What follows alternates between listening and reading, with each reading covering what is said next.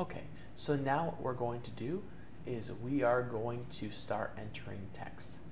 So before we start entering text, you'll notice we need to first select a cell. Okay, so the first thing we're going to be entering is an A1. So how you know this is selected is this is the active cell. It's the active cell if it's got this little heavy border around it.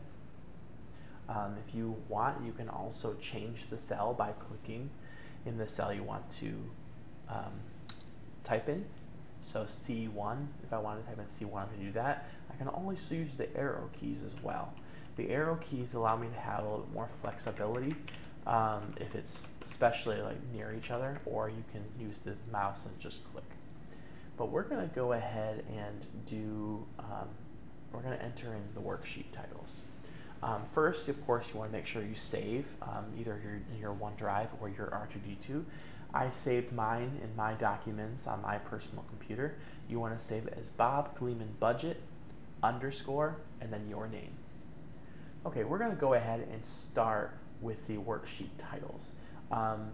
You want to make sure that the worksheet title defines the purpose of your spreadsheet, and you want to make sure it helps the reader to understand clearly what the worksheet contains.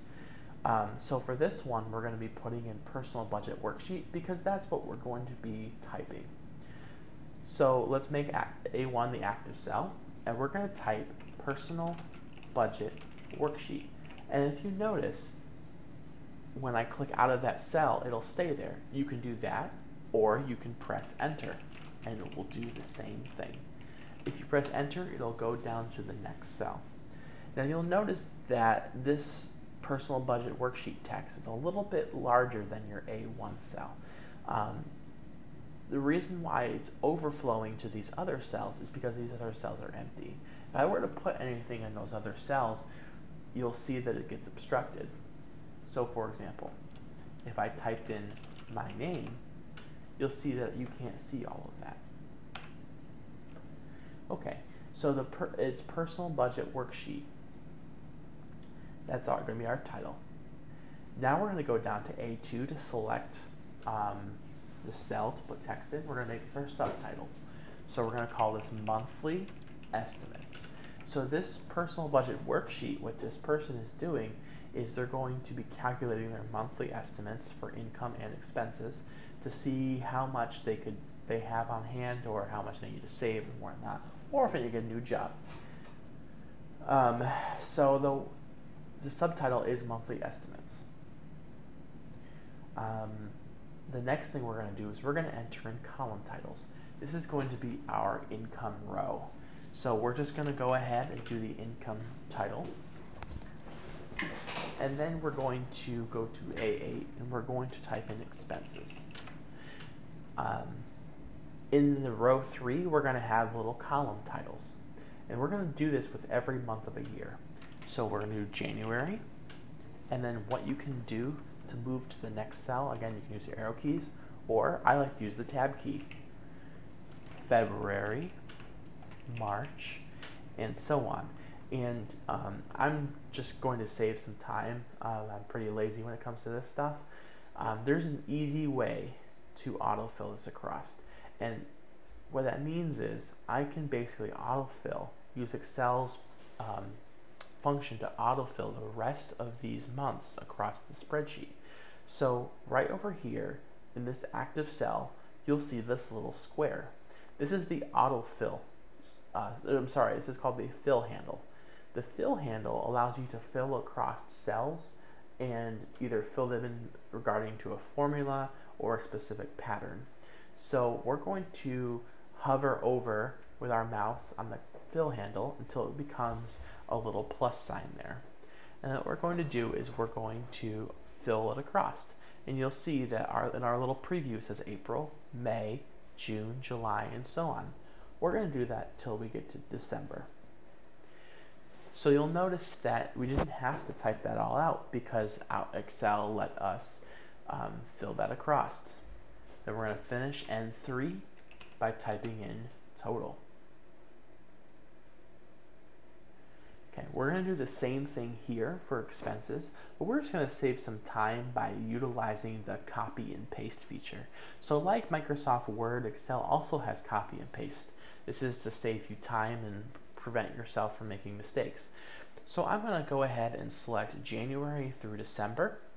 Now I'm selecting when I hold down the left mouse button. I'll click like the middle and I'll select.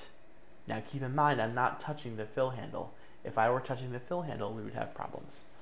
So I'm going to right click, copy, and you'll know that it's being selected and ready to copy when you see these little dancing ants kind of dancing around the selection. We're going to click on B8, right click, and we're going to paste, and then press enter. And our selection should be done because we've already pasted. Now you can paste multiple times when the dancing ants are going around. That is an option as well. And we're going to finish this with total. So now we have our column headings. Now we're going to enter in our row titles. So in A4, we're going to type in wages. This is, wages are basically the money that you earn at your job. The next thing will be dividends. So dividends are what you receive from being a shareholder in a specific company. Different companies may have you buy stock, and every quarter they're going to give you dividends regarding on how much money they made throughout the quarter. Then what we're going to do is we're going to do a total row, and then we're going to do the same thing over here for expenses. We're going to do rent, food, tuition, books, entertainment, car payment, gas, miscellaneous, total, and then we're going to press enter twice, and in A19 we're going to do net, because what we're going to eventually do is calculate the net income. So you could do this in a table on Microsoft Word if you wanted to. However, you're not going to have the same kind of functionality later on as we're going to practice. Okay, so in the next video we're going to enter in some numbers. So we're going to go ahead and save.